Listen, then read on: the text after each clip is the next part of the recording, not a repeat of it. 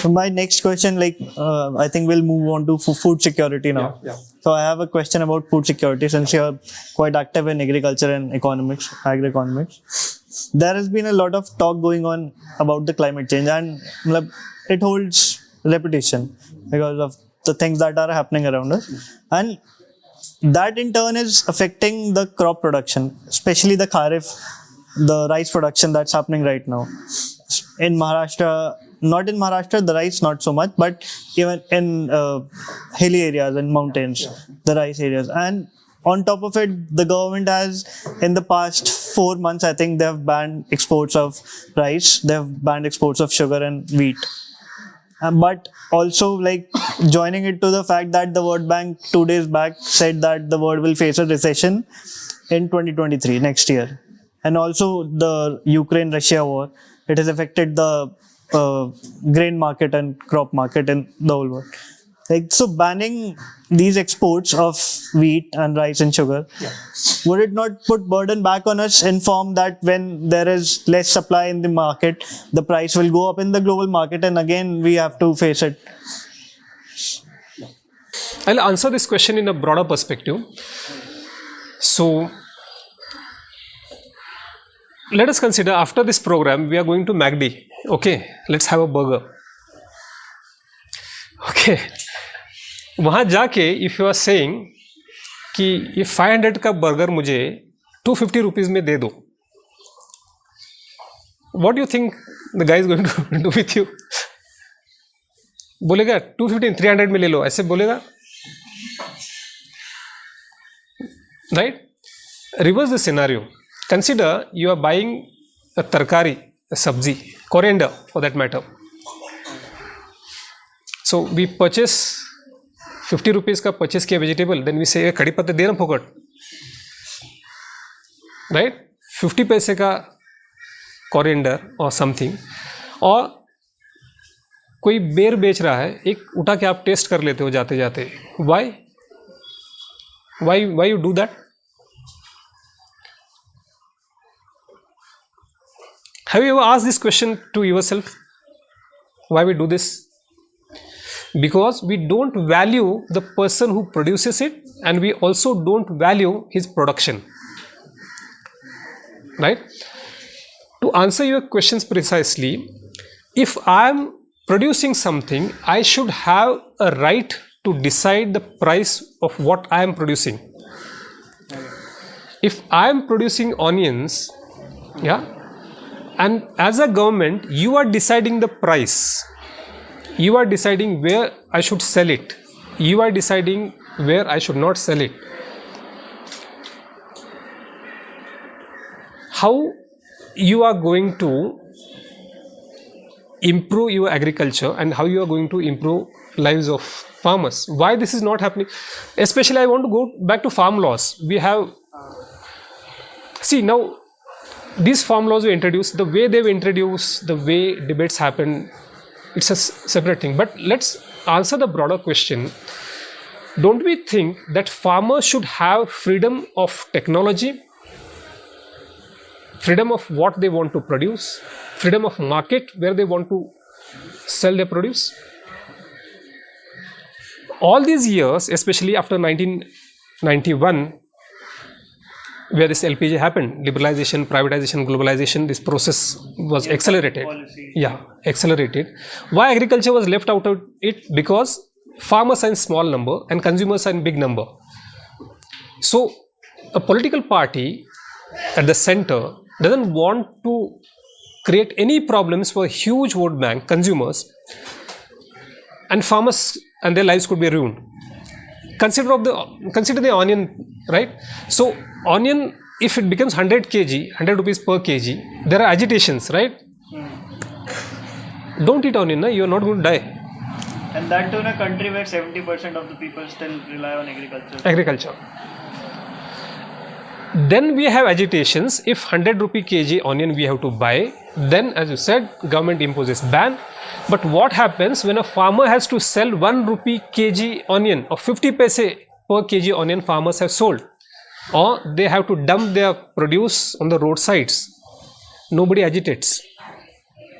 There's no voice of resistance. It happened a lot in past 2 years at least. In Maharashtra Even specifically. today is happening. Today Right. it's happening. Yeah. Right. Just travel into the interiors and you'll see farmers are not even able to get the price of production. So if I need 1,000 rupees to produce a crop, to take it to the APMC, and APMC it is buying at 50 paisa, you're not even able to recover the traveling cost, forget production cost.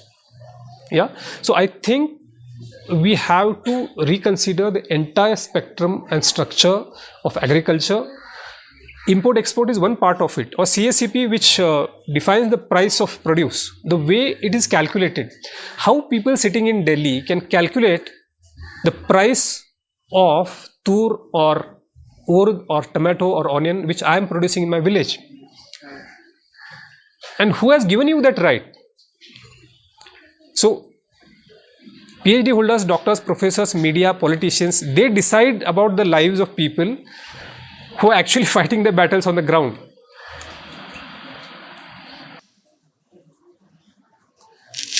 There was this report also that in India only approximately 75% of the deaths Yeah. are recorded. I mean, Yeah. in papers. I mean, it was in Hindu only. I read it. Yeah. So I got that data from National Family Health Survey. See, everything is available, especially after COVID. We saw in some states dead bodies were flowing, dead bodies were dumped. NFHS data, NFHS 5 tells you that there are states like Uttar Pradesh and Bihar where majority of deaths never come on record. It's not only that. Now also ask next question, what happens to the food grain which goes into these states in the names of people who are already dead? What happens to the policies which government frames considering these people are alive? Who benefits out of this? Why these deaths are not coming on the record? And it's a government data which is available. Anybody can go and access it. I mean, I'll take it a step forward. In the recent election that happened in Uttar Pradesh, I have had friends who voted for their dead grandparents in the election, and their name was on the list. Yes. So consider, I don't exactly remember, I think 50 in Bihar and Uttar Pradesh was 50, more than 50% of deaths were not reported. Now during elections, as I said, these people still vote because their name is still in the list. If this is going to happen, then how fair and free are elections? How we can go by the records?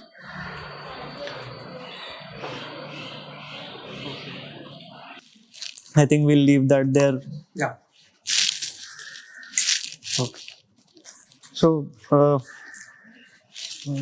I have a question. Let's move on to education. So I want to cover a little bit of everything. Recently, you heard, you must have heard the Vice Chancellor of JNU, Mrs. Pandit. She made some remarks about the castes of gods. And then after, the next day, she backtracks it, says that it is only Dr. Ambedkar's view, and I'm not an original thinker. What do you expect of me? That's what she said. So, coming from a teaching background that you had, and also your father was a teacher, and you've had experience teaching in universities, and you're teaching in Vishwakarma University as well.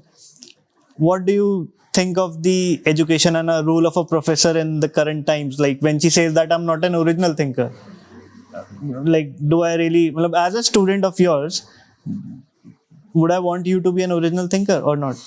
Of course. If I'm not an original thinker, I should not be in academics. Yeah. So I can interpret other thinkers, but at the same time, I need to think originally, right? I need to develop some theories, some paradigms, some models. So what professors are expected to do is to create knowledge. Yeah. So knowledge, we can say it's an intersection between beliefs and truth. So it's a responsibility of academia to create theories and models, not to just interpret and not just repeat the things. But just to add one line to education system, I think we need to not only reform, revolutionize our education system. So the first thing, so yesterday this is Tatya, by the way, sitting. He has taken me for last 5-6 years. He has driven me right from Vidarbha to Western Maharashtra to North Maharashtra, everywhere. So yesterday we were discussing, and he was asking me ki education, when you went to London, education system kaisa tha? What was the education system about? So I told him ki there, when a child enters a school, of course not in all countries, but some school, when the child enters the kindergarten, he or she is told ki ask questions, don't sit quiet. Reverse it here. First thing we tell our kids is hatachi ghadi, and that remains, that continues till graduation, post graduation, your PhD is complete, and still hatachi ghadi and tonda board remains. Major problem is here. We need to ask questions, we need to speak, we need to criticize. Don't accept whatever I am saying as truth. Right? The way we make our decisions needs to be changed. We should not make decisions based only on our ideologies, what media is saying, based on my experience, my individual experience. I think we need to broaden our horizon. We need to inculcate the logical thinking in our minds. That's the way forward we have in education system. We should disrupt this entire idea of marks, toppers, failures, backbenchers, etc., etc. Doesn't matter. Look at the people, all the toppers, what they are doing, and look at the backbenchers in your classroom. Just recall where are your classmates, so-called backbenchers, what they are doing in their lives. There is something wrong, not something, probably everything is wrong in the system, where we need to give importance to the knowledge, not to the grading system. We live in a graded society that also reflects in our education system. Yeah. But like, just to probe it a little further, what I like wanted to get out of here is like, professors specifically, they are in a way they are torchbearers, and they hold positions of power, at least in academic institutions. And for them to speak up or speak against, because there have been many cases in the past where professors have been lynched even in classes and beaten up, even killed. So what is it that is like stopping professors, especially from universities? The only professor that comes to my mind who had been vocal about it is Roop Rekha Verma. She's the retired vice chancellor of Lucknow University. She had been quite vocal about the recent scenario. So how like people of power in academia or academic institutions, especially the professors, because at the end they represent what the institution is, and we are losing our institutions too. I think culture of silence is dangerous, right? So it's spreading. It's like a cancer which is spreading everywhere. Academia is not exception. Look at authors. Look at so-called stalwart people, stars. So we call them stars. So-called stars.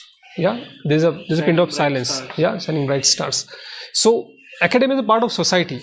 Why segregate or separate them and point out them? Yeah. So I think as authors, as writers, as so-called intellectuals or workers on the ground, I think we need to speak out. We need to question. Once you start running away from questions, then probably it's a wrong direction where you are running. Anyone who doesn't face questions, I think, has something to hide. So we need to question this entire structure, as I said, right from professors to academia to primary education to film stars to authors, writers, journalists, etc., etc. Also, there is a second point. Whether as a journalist or as a teacher, I should be objective or I should have a particular ideology. Right. I think as a teacher or academician, it's my responsibility to put forward all the ideologies in front of my students and allow them to be what they want to. I should not impose one ideology, because this is something right what I think. This is something I'll say this is the right ideal. This is the way world should go forward. Probably if I'm a Marxist ideologue, I would say this is the way of world. If I'm a socialist, I will say this is the world. Yeah. Even in Marxist or Marxist Ambedkarite movement, I think this is the way to go forward. So I think why professors should create paradigms and models saying that if you go this way, these are the models. If you go this way, these are the models. What kind of world, what kind of surrounding you want to create, you want to live. See, whether you are right-wing follow or left-wing follow, whatever you are, I think you have a role to play as a teacher, as an academician, as a journalist to put facts, and facts are facts even if you don't like it.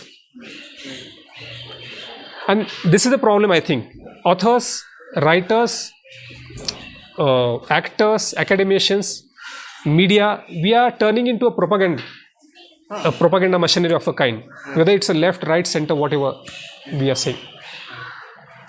And what you just said, that we need to put out, like, if you're a professor, you need to put out all the options in front of your kids. And I think that's how like a kid should be raised in a society as well.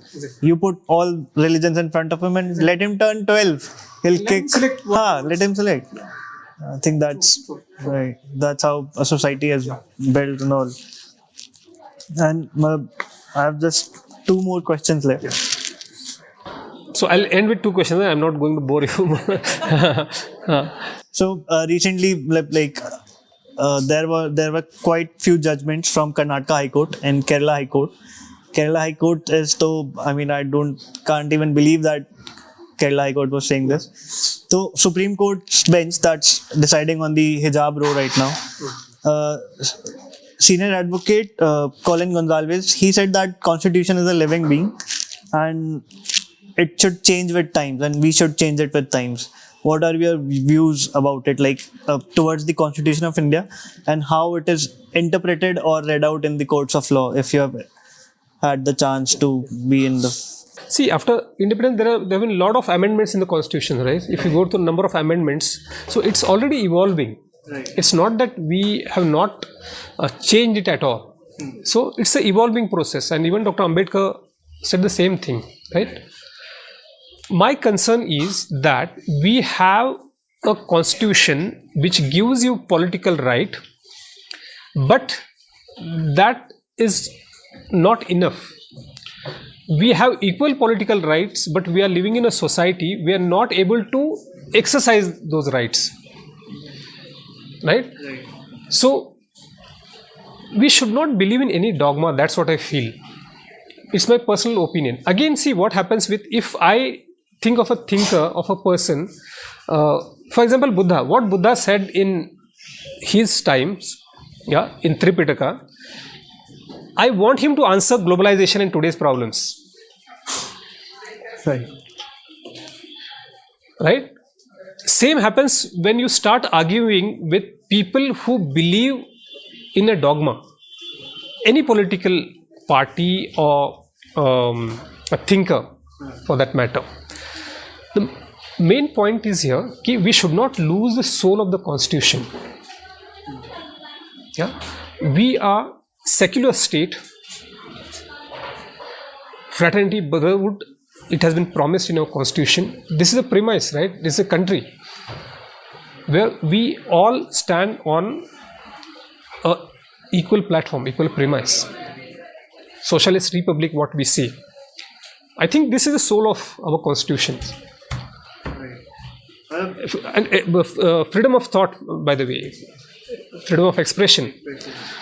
And also, I don't exactly remember the code, but then imbibing rationality, reforms, thinking rationally is part of a fundamental duty as a citizen.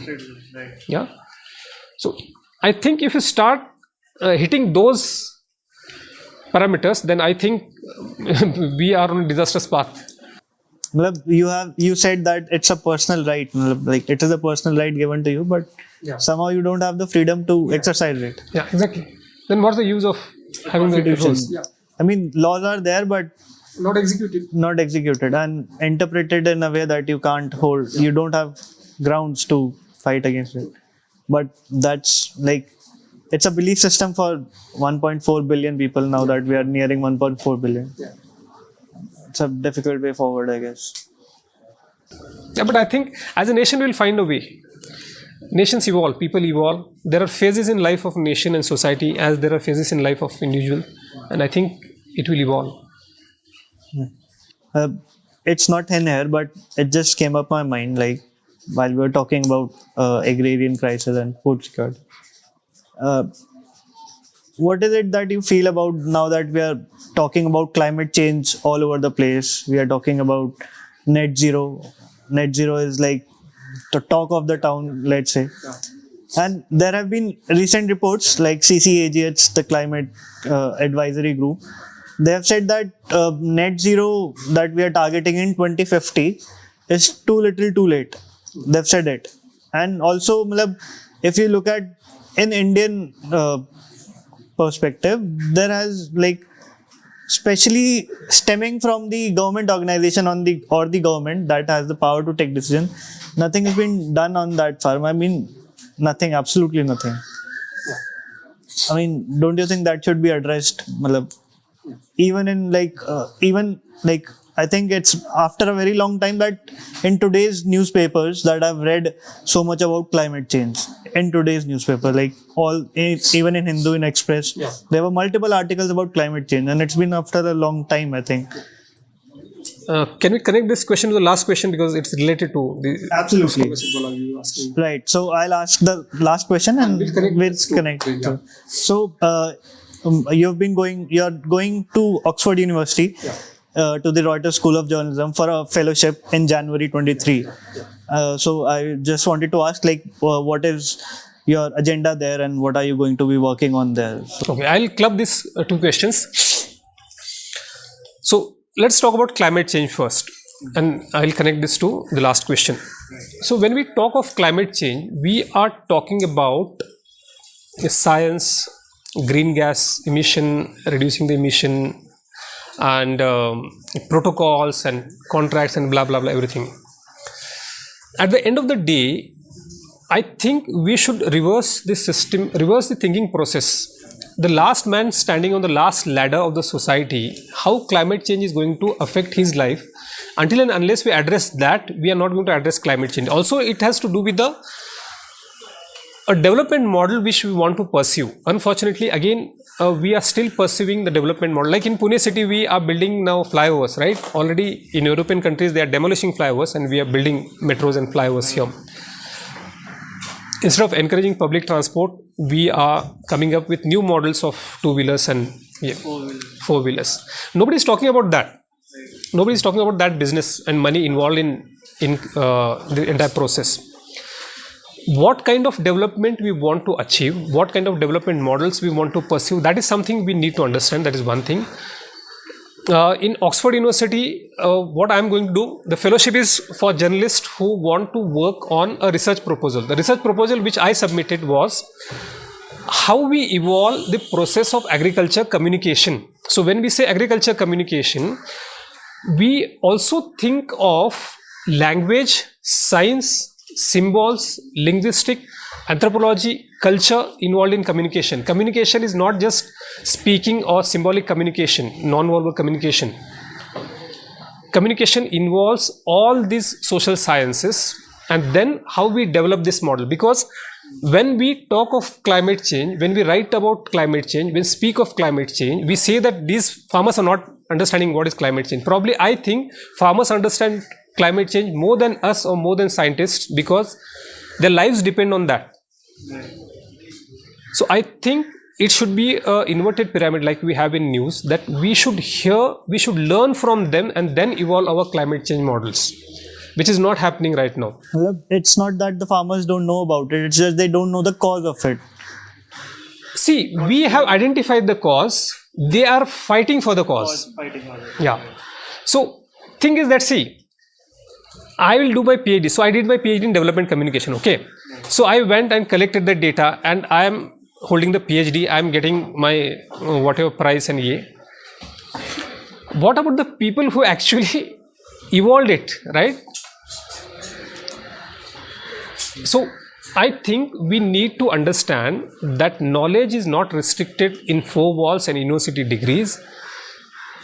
So-called illiterate people, we call illiterate because they are not able to read the science which we call language. They read the language of crops. They understand the language of cattle. They understand the language of animals. Like recently, see what is happening. Government has introduced a law saying that all these Adivasi people should be kicked out because they are creating danger for the. Any tribal community member will not kill an animal or cut trees because it is part of their ethos, part of their culture. Eleanor Ostrom, who won Nobel. Now see, again this is an irony that someone comes from US, studies how tribal communities are protecting commons, yeah, and gets Nobel, and we are not even aware of it.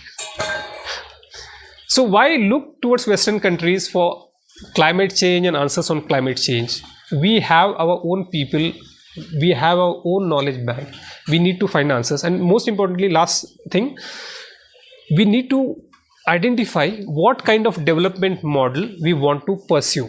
Whether we want to be like US or UK, industrialization, modernization and urbanization, is this a path which is going to take us forward?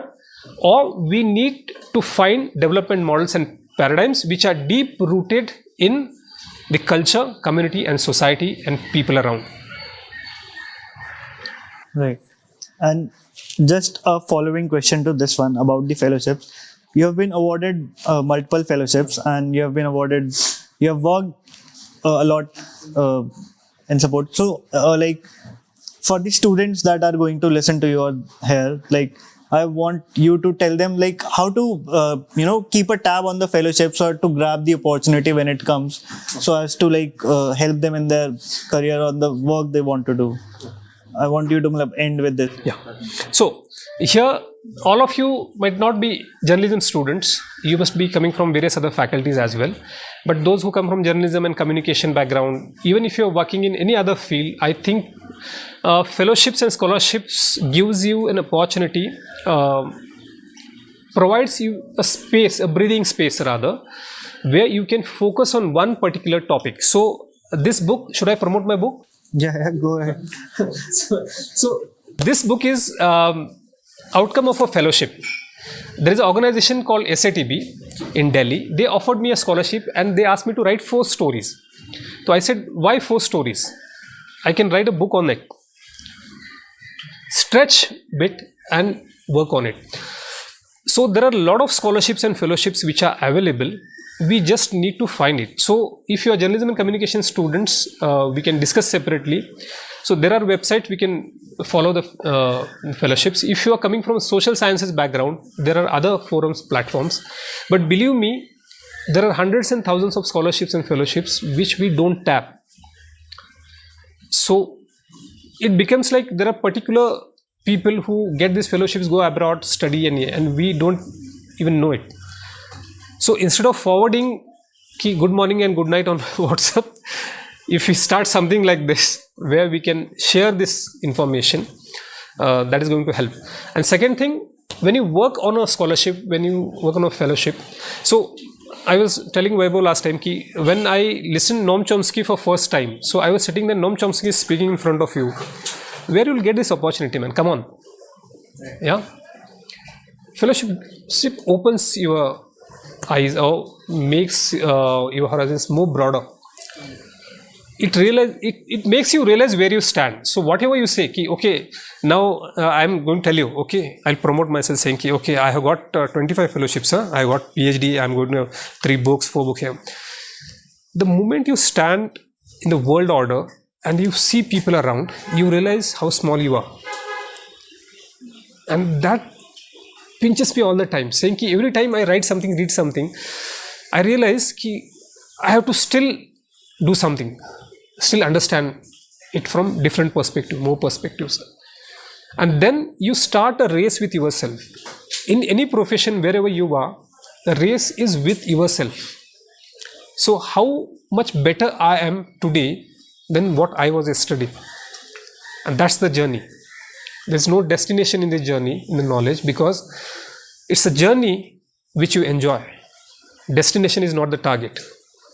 Journey is the process, and that process is fulfilling. So do try for the scholarships and fellowships. All right then. Done? I'm done. So we'll ask questions from the audience if there are any.